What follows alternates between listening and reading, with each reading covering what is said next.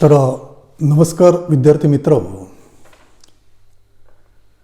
या अगोदरच्या तासांमध्ये आपण सहकारी संस्था स्थापन करण्यासाठी ज्या विविध कागदपत्रांची किंवा दस्तऐवजाची आवश्यकता असते तर त्या कागदपत्रांसंदर्भात किंवा त्या दस्तऐवजांसंदर्भात माहिती पाहिलेली आहे.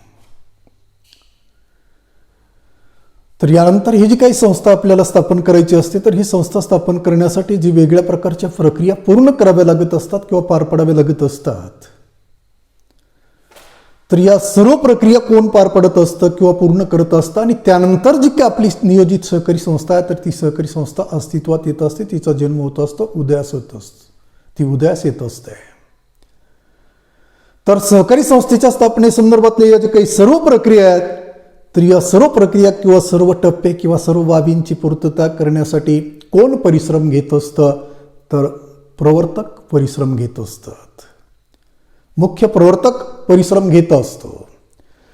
मग सहकारी संस्थेच्या स्थापनेमध्ये प्रवर्तकाची जी काही भूमिका आहे तर ती भूमिका अत्यंत महत्त्वाची असते. मग प्रवर्तक म्हणजे काय तर संस्था स्थापनेमध्ये पुढाकार घेणारी व्यक्ती म्हणजेच काय प्रवर्तक होय. कुठल्याही प्रकारची संस्था आपल्याला स्थापन करायची असेल तर ती संस्था स्थापन करण्यासाठी जी व्यक्ती पुढाकार घेत असते तर अशा पुढाकार घेणाऱ्या ज्या व्यक्ती आहेत तर त्या व्यक्तीलाच काय म्हटलं जातं, प्रवर्तक असं म्हटलं जातं किंवा प्रवर्तक म्हणून ओळखलं जातं.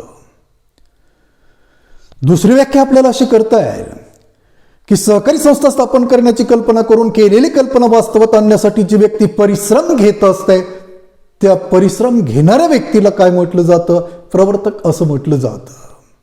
काय व्याख्या आहे, सहकारी संस्था स्थापन करण्याची कल्पना करून केलेली कल्पना वास्तवात आणण्यासाठी जी व्यक्ती परिश्रम घेत असते, कष्ट घेत असते तर अशा परिश्रम किंवा कष्ट घेणाऱ्या ज्या व्यक्ती आहेत तर त्या व्यक्तीला काय म्हटलं जातं, प्रवर्तक असं म्हटलं जातं.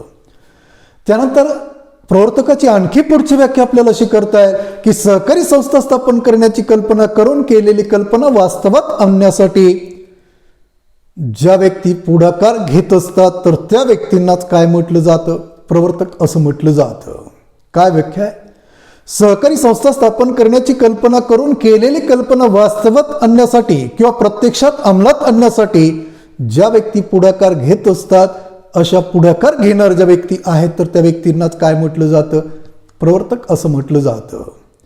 आणि त्यानंतर या प्रवर्तकाची जी काही कार्य आहेत किंवा भूमिका असतात तर त्यावरून प्रवर्तकाची व्याख्या आपल्याला अशी करता आहे की सहकारी संस्था स्थापन करण्याची कल्पना करून सहकारी संस्था स्थापन करण्याची केलेली कल्पना वास्तवात आणून सहकारी संस्थेची नोंदणी करून त्या सहकारी संस्थेला आपलं जे काही कार्य आहे तर ते कार्य सुरळीतपणे पार पाडण्यासाठी ज्या विविध प्रक्रियाची पूर्तता करावी लागत असते तर त्या सर्व प्रक्रिया पूर्ण करण्याचं कार्य जी व्यक्ती एक व्यक्ती किंवा अनेक व्यक्तींचा समूह पार पाडत असतो तर त्या व्यक्तीला किंवा त्या व्यक्ती समूहालाच काय म्हटलं जातं, प्रवर्तक असं म्हटलं जातं. काय व्याख्या आहे, तर विद्यार्थी मित्रांनो, सहकारी संस्था स्थापन करण्याची कल्पना करून सहकारी संस्थेची नोंदणी करून सहकारी संस्थेची नोंदणी झाल्यानंतर त्या सहकारी संस्थेला आपली जी काही सर्व कार्य आहेत तर ती सर्व कार्य सुरळीतपणे पार पाडण्यासाठी ज्या विविध प्रक्रिया पूर्ण कराव्या लागत असतात किंवा पार पाडाव्या लागत असतात तर त्या प्रक्रिया पार पाडण्याचं कार्य एक व्यक्ती किंवा अनेक व्यक्तींचा समूह पार पाडत असतो तर अशा व्यक्तीला किंवा व्यक्ती समूहालाच काय म्हटलं जातं, प्रवर्तक असं म्हटलं जातं. तर अशा पद्धतीनं हा जो काही प्रवर्तक आहे तर या प्रवर्तकाची जी काही भूमिका आहे तर ती भूमिका या सहकारी संस्थेच्या स्थापनेमध्ये अत्यंत महत्त्वाची भूमिका असते. आणि त्यासाठी हा जो काही प्रवर्तक आहे तर तो प्रवर्तक कसा असणं आवश्यक आहे, तर तो जो काही प्रवर्तक आहे तर तो प्रवर्तक त्याच्याकडे नेतृत्व करण्याची जी काही वृत्ती किंवा गुण आहे तर तो गुण असणं आवश्यक आहे. त्यानंतर त्याच्याकडे चिकाटी असणं आवश्यक आहे की सहकारी संस्था स्थापन करण्यासाठी विविध कार्यालयांमधून आपल्याला काय करावी लागत असतात, वेगळ्या प्रकारची जी काही कागदपत्र आहेत किंवा दस्तऐवज आहेत तर ती कागदपत्र किंवा ते दस्तऐवज प्राप्त करावं लागत असतं, मिळवावं लागत असतं. आणि ती कागदपत्र गेल्यानंतर लगेच प्राप्त होत नसतात तर अनेक वेळा चक्र त्या कार्यालयामध्ये माराव्या लागत असतात. तेव्हा हे नेतृत्व करणारी जी व्यक्ती आहे किंवा हा जो काही प्रवर्तक आहे तर त्या प्रवर्तकाकडं नेतृत्वाबरोबरच चिकाटी या गुणाची सुद्धा आवश्यकता असते, महत्त्वाची असते. त्यानंतर त्याच्याकडे पुढाकार वृत्ती असणं आवश्यक आहे की कुठलंही कार्य पार पडायचं असेल तर त्यासाठी कोणीतरी पुढाकार घेणं आवश्यक असतं, महत्त्वाचं असतं. आणि जर पुढाकार वृत्ती त्या व्यक्तीकडे नसेल तर ती व्यक्ती कुठलंच कार्य पार पडत असताना पुढे होत नसते, स्वतः त्यामध्ये पुढाकार घेत नसते. तेव्हा जर सहकारी संस्था स्थापन करण्यासाठी पुढाकार घ्यावा असं आपल्याला वाटत असेल तर त्यासाठी प्रथमतः आपल्याकडे काय असणं आवश्यक आहे, पुढाकार वृत्ती असणं आवश्यक आहे, महत्त्वाचं आहे. आपण स्वतः पुढे होऊन सहकारी संस्था स्थापन करण्यासाठी ज्या ज्या प्रक्रियांची पूर्तता करावी लागते, जी जी कार्य पार पाडावी लागत असतात, ज्या ज्या बाबींची पूर्तता करावी लागत असते तर त्या सर्व बाबी, त्या सर्व प्रक्रिया, ते सर्व टप्पे पूर्ण करण्यासाठी आपण काय केलं पाहिजे, पुढाकार घेतला पाहिजे. त्यासाठी पुढाकार वृत्ती जी आहे तर ती वृत्ती या प्रवर्तकाकडे असणं आवश्यक आहे, महत्त्वाचं आहे. त्यानंतर तो कर्तबगार असणं आवश्यक आहे. म्हणजे हाती घेतलेलं जे काही कार्य आहे तर ते कार्य मोठ्या शिताफीनं अगदी चांगल्या पद्धतीनं पार पाडण्याची जी काही वृत्ती आहे तर ती वृत्ती त्याच्याकडे असणं आवश्यक आहे, महत्त्वाचं आहे. त्याच्याकडे धाडशी प्रवृत्ती असणं आवश्यक आहे, महत्त्वाचं आहे. आणि त्याचबरोबर त्याच्याकडं कल्पकता ही वृत्तीसुद्धा असणं आवश्यक आहे. कल्पकता म्हणजे काम करण्याची जी काही पद्धत आहे तर त्या नवीन नवीन ज्या काही पद्धती आहेत तर त्या पद्धती शोधून काढण्यासंदर्भातल्या जे काही कल्पना आहेत तर त्या कल्पना करण्याची जी काही वृत्ती आहे तर ती वृत्ती या प्रवर्तकाकडे असणं आवश्यक आहे, महत्त्वाचं आहे. म्हणजे कल्पना कामकाजाच्या ज्या काही पद्धती आहेत तर त्या पद्धती नवीन नवीन पद्धती अंमलात आणण्यासंदर्भातील कल्पना करण्याची जी काही वृत्ती आहे तर ती वृत्ती या प्रवर्तकाकडे असणं आवश्यक आहे, महत्त्वाचं आहे. तर अशा प्रकारे म्हणजे या प्रवर्तकाच्या अंगी वेगवेगळ्या प्रकारचे जे काही गुण आहेत तर ते गुण आवश्यक असतात. आणि त्याचबरोबर महत्त्वाची बाब म्हणजे सहकारी संस्था स्थापन करण्यासाठी प्रारंभी काही खर्च करावे लागत असतात तर ते खर्च स्वतः करण्याची जी काही ताकद आहे तर ती ताकद किंवा ती वृत्ती या प्रवर्तकाकडे असणं आवश्यक आहे. तेव्हा सहकारी संस्था स्थापन करण्याची जी काही कल्पना आहे तर ती कल्पना करून केलेली कल्पना वास्तवात आणणं, संस्थेची नोंदणी करणं आणि संस्थेची नोंदणी केल्यानंतर तिचं जे काही कार्य आहे तर ते कार्य सुरळीतपणे पार पाडण्यासाठी ज्या विविध प्रक्रिया पार पाडाव्या लागत असतात तर त्या सर्व प्रक्रिया पार पाडणारी एक व्यक्ती किंवा अनेक व्यक्तींचा समूह म्हणजे प्रवर्तक होय. तर या प्रवर्तकाकडे अशा प्रकारची जी काही वेगळे गुण आहेत तर ते गुण असणं आवश्यक आहे. त्याचबरोबर स्वतः प्रारंभिक जो काही खर्च आहे तर तो खर्च करणारी व्यक्ती असावी. तर त्यानंतरच काय होत असतं तर ही जी काही संस्था आहे तर ती संस्था अस्तित्वात येत असते, जन्मास येत असते. मग हा जो काही प्रवर्तक आहे तर त्या प्रवर्तकाचा आपण पाहिलं की सहकारी संस्थेच्या स्थापनेमध्ये अत्यंत महत्त्वाचा रोल असतो, महत्त्वाची भूमिका असते. मग या प्रवर्तकाला सहकारी संस्था स्थापन करत असताना कुठल्या प्रकारची कार्य पार पाडावी लागत असतात तर त्या कार्यासंदर्भात आपल्याला माहिती पाहिजे. तर विद्यार्थी मित्र, तर आपल्या या वर्षीचा जो काही अभ्यासक्रम आहे तर त्या एकूण जो काही अभ्यासक्रम आहे तर त्या अभ्यासक्रमामधून काही अभ्यासक्रम बोर्डानं काय केलेला आहे, वगळलेला आहे. कारण या कोरोनामुळं आपल्याला कालावधी अल्पसा उपलब्ध आहे आणि त्या अल्पशा कालावधीमध्ये आपल्याला संपूर्ण अभ्यासक्रम जो आहे तो अभ्यासक्रम संपवणं अशक्य आहे. म्हणून बोर्डानं काय केलेलं आहे तर काही भाग प्रत्येक प्रकरणामधला वगळलेला आहे. तर तेव्हा या प्रवर्तकाची जी काही कार्य आहे तर ती कार्य आपल्या अभ्यासक्रमातून या वर्षासाठी वगळलेली आहेत, कायमस्वरूपी वगळलेली नाहीत. फक्त एवढ्याच वर्षासाठी ही जी काही प्रवर्तकाची कार्य आहेत तर ती कार्य वगळलेली आहेत. परंतु पुढच्या भागामध्ये आपल्याला जे काही वेगळ्या सहकारी संस्था पाहायच्या तर त्या सहकारी संस्था कशा पद्धतीनं अस्तित्वात येत असतात, स्थापन होत असतात किंवा त्यांची निर्मिती होत असते, उत्पत्ती होत असते आणि त्या संस्था कुठल्या प्रकारची कार्य पार पाडत असतात तर या संदर्भात माहिती पाहिजे.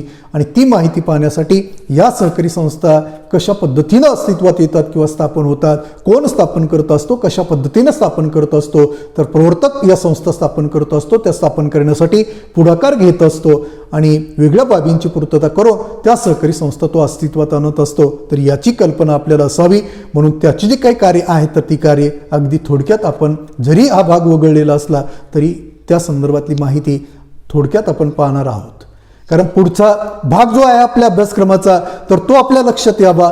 तर यासाठी प्रवर्तकाची जी काही कार्य आहेत म्हणजे संस्था स्थापन करण्यासाठी पुढाकार घेणारी जी व्यक्ती आहे तर त्या व्यक्तीची कुठली कुठली कार्य असतात तर ती कार्य प्रथमतः आपल्याला माहीत असणं आवश्यक आहे. कारण भविष्यात जर आपण एखादी सहकारी संस्था स्थापन करण्याचा प्रयत्न केला तर त्यावेळेस आपल्याला कुठल्या कुठल्या प्रकारच्या प्रक्रिया कुठल्या प्रकारची कार्य पार पाडावी लागत असतात तर याची सविस्तर माहिती असणं आवश्यक आहे. आणि म्हणून हा जो काही भाग आहे तर त्या भागासंदर्भात अगदी थोडक्यात आपण अभ्यास करणार आहोत.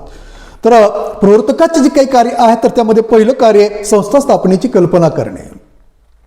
प्रवर्तकाला पहिलं कार्य कुठलं पार पाडावं लागत असतं की आपली जी काही गरज आहे तर ती गरज भागवण्यासाठी कुठल्या प्रकारची संस्था स्थापन करणं आवश्यक आहे किंवा महत्त्वाचं आहे. तर अशा प्रकारची जी काही कल्पना आहे तर ती कल्पना प्रथमतः त्या व्यक्तीच्या मनामध्ये निर्माण होणं किंवा उद्भवणं आवश्यक आहे, महत्त्वाचं आहे. म्हणून या प्रवर्तकाला कुठलं कार्य पार पाडावं लागत असतं तर आपली जी काही गरज आहे तर ती गरज कुठली संस्था भागू शकते आणि ती संस्था स्थापन करणं योग्य आहे. तर अशा प्रकारची जी काही कल्पना आहे तर ती कल्पना करण्याचं जे काही कार्य आहे तर ते कार्य प्रथमतः या प्रवर्तकाला पार पाडावं लागत असतं.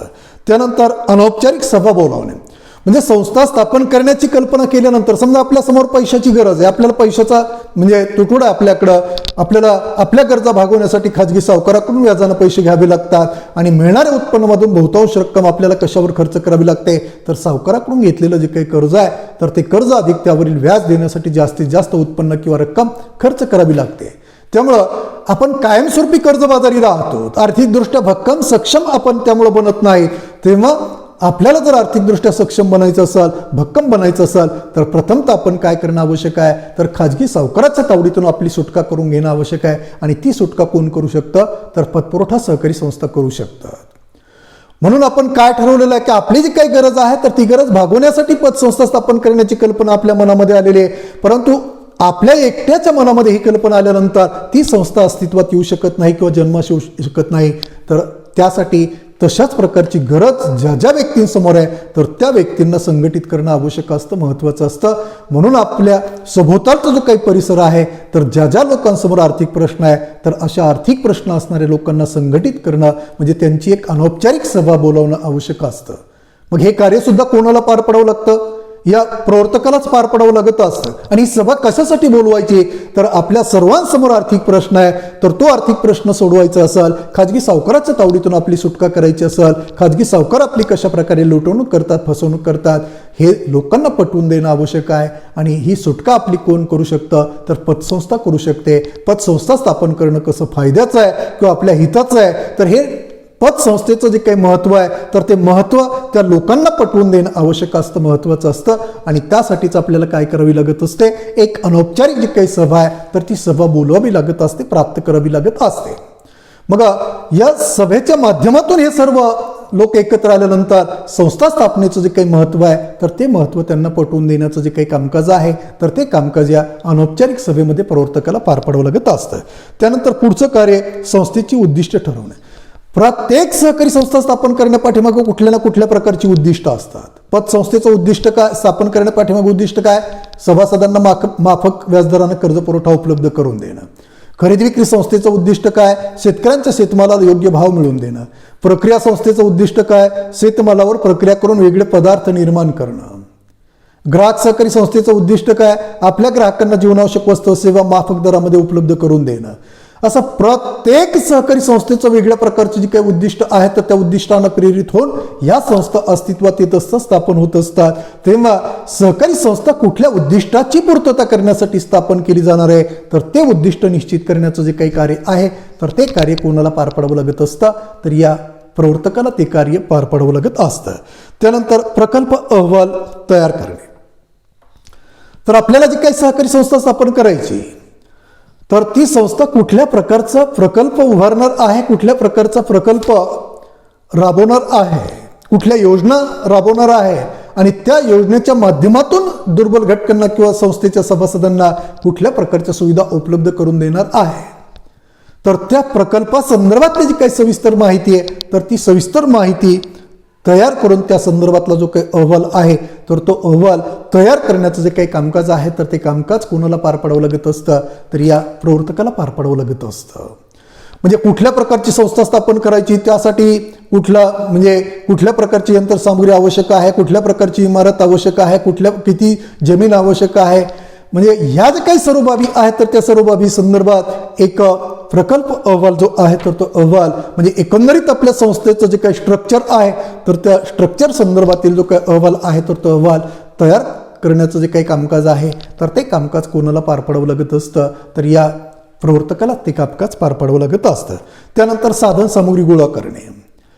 तर सहकारी संस्था स्थापन करायची म्हटलं की वेगळ्या प्रकारची जी काही साधन सामुग्री आहे तर त्या साधन सामुग्रीची आवश्यकता असते, गरज असते. संस्थेची नोंदणी करण्यासाठी नमुना अमधील अर्ज असतो. त्यानंतर इतरही वेगळ्या प्रकारची जी काही दस्तऐवज आहेत तर ती दस्तऐवज आवश्यक असतात. इमारत आवश्यक असते, स्टेशनरी आवश्यक असते, फर्निचर आवश्यक असते, वेगळ्या प्रकारची इतर जी काही यंत्रसामुग्री आहे तर ती सामुग्री आवश्यक असते. तर अशा सर्व प्रकारची म्हणजे स्थिर आणि अस्थिर स्वरूपाची जी काही साधन सामुग्री आहे तर ती साधन सामुग्री संस्थेसाठी आवश्यक असते. त्यानंतरच संस्था आपलं जे काही कार्य आहे तर ती कार्य पार पडू शकते. सर्व सहकारी संस्थांना दोन्ही स्वरूपाची मालमत्ता हवी असते असं नाही. सेवा पुरवणारी संस्था असेल तर त्या संस्थेला फक्त अल्पशी साधन सामुग्री किंवा अस्थिर साधन सामुग्री असली स्वतःच्या मालकीची तरी ती संस्था आपलं जे काही कार्य आहे तर ती कार्य पार पडू शकते. परंतु विशाल आकाराची संस्था आहे, प्रक्रिया सहकारी संस्था आहे तर त्या संस्थांना मात्र स्थिर आणि अस्थिर अशा दोन्ही स्वरूपाची मालमत्ता आवश्यक असते. तेव्हा संस्थेला आपलं कार्य पार पाडण्यासाठी ज्या ज्या स्वरूपाची मालमत्ता आवश्यक असेल तर ती सर्व मालमत्ता गोळा करण्याचं जे काही कार्य आहे तर ते कार्य कोणाला पार पाडावं लागत असतं, या प्रवर्तकाला पार पाडावं लागत असतं. त्यानंतर आर्थिक योजना तयार करणे.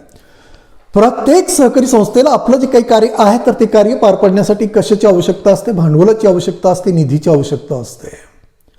ठीक आहे, संस्थेतला भांडवला संदर्भातली संस्थेची काही गरज आहे तर ती गरज कमी जास्त असेल. सेवा पुरवणारी संस्था असेल तर तिला थोडं भांडवल असलं तरी चालतं. वस्तू पुरवणारी संस्था असेल तर तिला थोडं जास्त भांडवल आवश्यक असतं आणि रोख रकमेच्या स्वरूपात कर्ज पुरवठा उपलब्ध करून देण्याचं कार्य संस्था पार पाडणारी असेल तर त्या संस्थेला प्रचंड भांडवलाची आवश्यकता असते, गरज असते.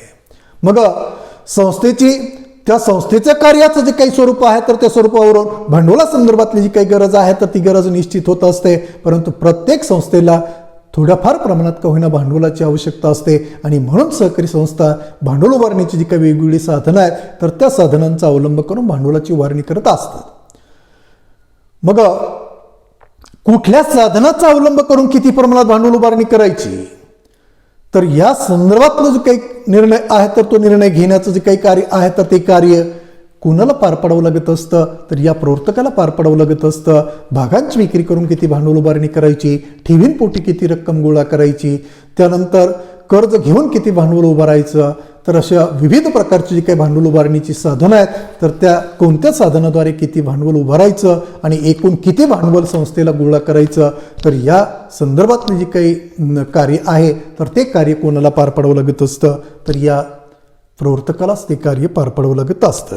त्यानंतर पुढचं कार्य आहे बँकेत खाते उघडणे. तर प्रत्येक नियोजित सहकारी संस्थेचे जे काही प्रवर्तक आहे तर त्या प्रवर्तकाला काय करावं लागत असतं, जिल्हा उपनिबंधकाची परवानगी घेऊन जिल्हा मध्यवर्ती सहकारी बँकेमध्ये आपल्या नियोजित सहकारी संस्थेचं खातं उघडण्याचं जे काही कार्य आहे तर ते कार्य पार पाडावं लागत असतं. प्रथमतः हे खातं कोणाच्या नावे उघडलं जात असतं, प्रवर्तकांच्या नावे उघडलं जातं असतं. मुख्य प्रवर्तक आणि आणखी इतर एक दोन प्रवर्तक घेऊन संयुक्तिकरित्या या प्रवर्तकाच्या नावे या जिल्हा मध्यवर्ती सहकारी बँकेमध्ये नियोजित सहकारी संस्थेचं जे काही खातं आहे तर ते खातं निबंधकाची परवानगी घेऊन उघडलं जातं असतं. मग या खात्यामध्ये काय केलं जात असतं तर सहकारी संस्था ज्या ज्या लोकांना सभासत्व देत असते तर त्या लोकांकडून प्रवेश फी घेत असते आणि भागाची जी काही किंमत आहे तर ती किंमत घेत असते. तेव्हा प्रवेश फी पोटी आणि भागाच्या किमतीपोटी गोळा होणारी जी काही रक्कम आहे तर ती रक्कम सुरक्षित राहावी म्हणून या खात्यामध्ये ती जमा केली जात असते. म्हणजे प्रवर्तकाच्या नावे जिल्हा मध्यवर्ती सहकारी बँकेमध्ये जे खातं उघडलेलं आहे तर त्या खात्यामध्ये ही रक्कम जमा केली जात असते आणि संस्थेला विविध बाबींवर जे काही खर्च करावे लागत असतात तर ते खर्च कशामधून केले जात असतात तर या खात्यामध्ये जमा झालेली जी काही रक्कम आहे तर त्या रकमेमधून हे खर्च केले जात असतात. तेव्हा जिल्हा मध्यवर्ती सहकारी बँकेमध्ये आपल्या नियोजित सहकारी संस्थेचं जे काही खातं आहे तर ते खातं निबंधकाची परवानगी घेऊन उघडण्याचं जे काही कार्य आहे तर ते कार्य कोणाला पार पाडावं लागत असतं तर या प्रवर्तकाला हे कार्य पार पाडावं लागत असतं. त्यानंतर नोंदणीसाठी आवश्यक ती कागदपत्र गोळा करणे. तर सहकारी संस्थेची नोंदणी करण्यासाठी वेगळ्या प्रकारची जी काही कागदपत्र आहेत तर ती कागदपत्र आवश्यक असतात. तर कालच्या तासामध्ये आपण पाहिलं नमुना अ मधील नोंदणी अर्ज आवश्यक असतो. तो निबंधकाच्या कार्यालयामधून प्राप्त करावा लागत असतो. त्यानंतर पोटनियमाच्या 4 प्रती या नोंदणी अर्जासोबत जोडाव्या लागत असतात. तर त्याही कोणाला तयार कराव्या लागत असतात? प्रवर्तकांना तयार कराव्या लागत असतात. म्हणजे संस्थेचं दैनंदिन कामकाज कशा पद्धतीनं चालवलं जाईल या संदर्भात जी काही नियमावली किंवा नियम तयार केलेले असतात तर त्या नियमांनाच काय म्हटलं जातं? पोटनियम किंवा उपविधी असं म्हटलं जातं. तर हे पोटनियम 4 प्रतीमध्ये तयार करून ते नोंदणी अर्जासोबत जोडणं आवश्यक असतं, महत्त्वाचं असतं. तेव्हा हे पोटनियम तयार करण्याचं कामकाज या प्रवर्तकालाच पार पाडावं लागत असतं. त्यानंतर संस्थेचे काही संभाव्य सभासद आहे तर त्या सभासदांची यादी या नोंदणी अर्जासोबत जोडावी लागत असते. तर त्या संभाव्य यादी तयार करण्याचं जे काही कामकाज आहे तर ते कामकाज सुद्धा या प्रवर्तकाला पार पाडावं लागत असतं. त्याही 4 प्रतीमध्ये तयार करावे लागत असतात आणि त्या नोंदणी अर्जासोबत जोडणं आवश्यक असतं, महत्त्वाचं असतं. त्यानंतर ही जी काही सहकारी संस्था आपण स्थापन करणार आहोत तर त्या सहकारी संस्थेच्या स्थापनेसाठी जी काही कागदपत्र आवश्यक असतात तर तलाठ्याचा जो काही दाखला आहे तर तो दाखला आवश्यक असतो. संस्था स्थापन करण्यासाठी किमान किती व्यक्तींची आवश्यकता आहे? 10 व्यक्तींची आवश्यकता आहे. त्या कशा असणं आवश्यक आहे? वेगळ्या कुटुंबातील असणं आवश्यक आहे. तेव्हा एकत्र आलेल्या ज्या व्यक्ती आहेत तर त्या व्यक्ती खरोखरच वेगळ्या कुटुंबातील आहेत किंवा नाही याचा पुरावा म्हणून तलाठ्याचा जो काही दाखला आहे तर तो दाखला या नोंदणी अर्जासोबत जोडावा लागत असतो. तेव्हा तो दस्तऐवज किंवा ती कागदपत्र प्राप्त करण्याचं जे काही कार्य आहे तर ते कार्य कोणाला पार पाडावं लागत असतं? तर या प्रवर्तकाला, मुख्य प्रवर्तकाला ते कार्य पार पाडावं लागत असतं. त्यानंतर ही जी काही संस्था आहे तर प्रकल्प अहवाल की कुठल्या प्रकारचा प्रकल्प उभारणार आहे, कुठल्या प्रकारच्या योजना सहकारी संस्था राबवणार आहे तर त्या संदर्भातला जो काही प्रकल्प अहवाल आहे तर तो अहवाल तयार करून तो नोंदणी अर्जासोबत जोडणं आवश्यक असतं, महत्त्वाचं असतं. तेव्हा तो प्रकल्प अहवाल तयार करण्याचं जे काही कामकाज आहे तर ते कामकाज कोणाला पार पाडावं लागत असतं? तर या मुख्य प्रवर्तकाला ते कामकाज पार पाडावं लागत असतं. त्यानंतर औपचारिक सभेचं जे काही इतिवृत्त आहे तर ते इतिवृत्त तयार करून ते नोंदणी अर्जासोबत जोडावं लागत असतं. तर सहकारी संस्थेमध्ये आपण पाहिलं की नोंदणीची जी काही अवस्था आहे तर त्या अवस्थेमध्ये काय केलं जात असतं? सर्व संभाव्य सभासदांची एक औपचारिक सभा बोलावली जात असते किंवा आयोजित केली जात असते आणि त्या सभेचं कामकाज ज्यावेळेस चालू असतं, सभेमध्ये जी काही चर्चा चालू असते तर ती चर्चा चालू असताना त्या चर्चेची कच्ची टिपणं मुख्य प्रवर्तकाला घ्यावी लागत असतात आणि या कच्च्या टिपणांच्या आधारे त्या सभेचं, औपचारिक सभेचं जे काही इतिवृत्त आहे तर ते इतिवृत्त तयार करावं लागत असतं आणि ते इतिवृत्त तयार करून ते नोंदणी अर्जासोबत जोडावं लागत असतं. तर अशा पद्धतीनं संस्था स्थापन करण्यासाठी जे विविध प्रकारची कागदपत्र किंवा दस्तऐवज आवश्यक असतात तर ती सर्व कागदपत्र गोळा करण्याचं किंवा स्वतः तयार करण्याचं जे काही कार्य आहे तर ते कार्य कोणाला पार पाडावं लागत असतं? तर या प्रवर्तकाला ते कार्य पार पाडावं लागत असतं. त्यानंतर सभासदांची प्राथमिक किंवा औपचारिक सभा बोलावणे.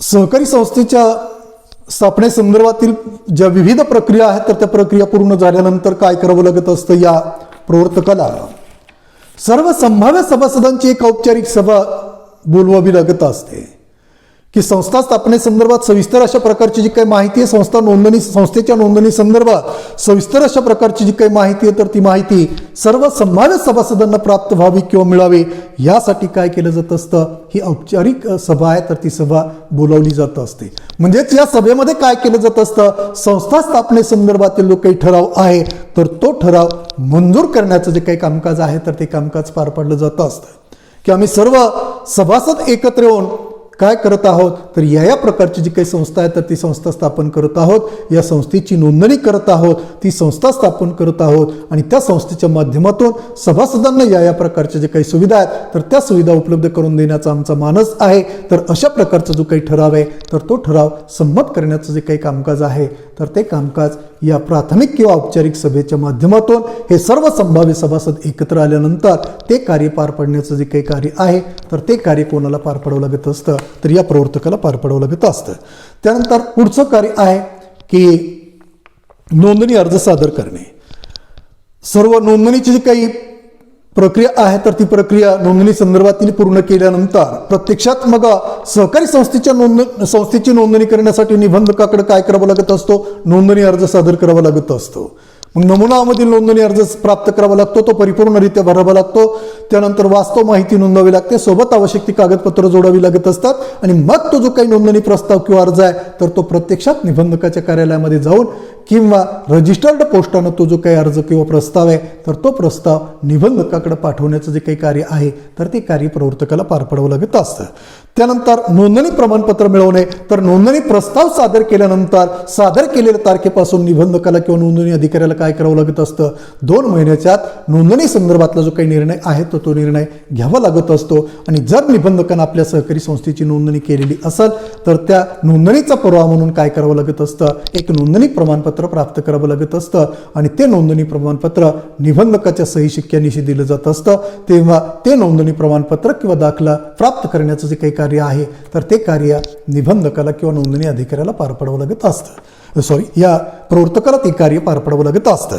त्यानंतर पहिली सर्वसाधारण सभा किंवा नियामक सभा बोलवणे, तर सहकारी संस्थेची नोंदणी झाल्यानंतर नोंदणी झालेल्या तारखेपासून 3 महिन्याच्या आत सर्व सभासदांची काय केली जात असते, एक पहिली सर्वसाधारण सभा किंवा नियामक सभा बोलावली जात असते. मग नोंदणी संदर्भातली सविस्तर माहिती सभासदांना प्राप्त व्हावी तर यासाठी ही सभा बोलावली जात असते किंवा बोलावावी लागत असते. बोलावणं बंधनकारक असतं, सक्तीचं असतं. म्हणून नोंदणी झालेल्या तारखेपासून 3 महिन्याच्या आत सर्व सभासदांची जी सभा बोलावली जात असते किंवा आयोजित केली जात असते त्या सभेला पहिली सर्वसाधारण सभा किंवा नियामक सभा असं म्हटलं जातं. आणि ही सभा बोलवण्याचं जे काही कार्य आहे तर ते कार्य मुख्य प्रवर्तकाला पार पाडावं लागत असतं. त्यानंतर पहिल्या सर्वसाधारण सभेचे इतिवृत्त तयार करणं, तर इतिवृत्त म्हणजे काय या अगोदर आपण पाहिलेलं आहे की सभेमध्ये झालेल्या चर्चेची सविस्तर नोंद म्हणजेच काय, इतिवृत्त. सभेमध्ये झालेली जी काही चर्चा आहे तर त्या चर्चेची सविस्तर नोंद म्हणजेच इतिवृत्त. ज्यावेळेस सभेचं कामकाज चालू असतं तर त्यावेळेस काय करावं लागत असतं, म्हणजे पहिली सर्वसाधारण सभेचं कामकाज ज्यावेळेस चालू असतं, नियामक सभेचं कामकाज ज्यावेळेस चालू असतं त्यावेळेस मुख्य प्रवर्तकाला काय करावं लागत असतं, सभेमध्ये होणारी जी काही चर्चा आहे तर त्या चर्चेची कच्ची टिपणं घ्यावी लागत असतात. आणि त्या कच्च्या टिपणांच्या आधारे सभा संपल्यानंतर एका विशिष्ट कालावधीच्या सभेचं इतिवृत्त लिहून काढण्याचं कार्यसुद्धा या मुख्य प्रवर्तकालाच पार पाडावं लागत असतं. तेव्हा पहिल्या सर्वसाधारण सभेमध्ये होणारी जी काही चर्चा आहे तर त्या चर्चेची कच्ची टिपणं घेऊन सभा संपल्यानंतर 1 महिन्याच्या आत किंवा विशिष्ट कालावधीच्या आत या पहिल्या सर्वसाधारण सभेचं जे काही इतिवृत्त आहे तर ते इतिवृत्त लिहून काढण्याचं जे काही कार्य आहे तर ते कार्य कोणाला पार पाडावं लागत असतं, तर या प्रवर्तकाला ते कार्य पार पाडावं लागत असतं. तर अशा पद्धतीनं हा जो काही प्रवर्तक आहे तर त्या प्रवर्तकाला अशा वेगळ्या प्रकारची जी काही कार्य आहे तर ती कार्य पार पाडावी लागत असतात. आणि मला वाटतं याप्रमाणे आपलं हे जे काही प्रकरण आहे तर ते प्रकरण या ठिकाणी संपलेलं आहे.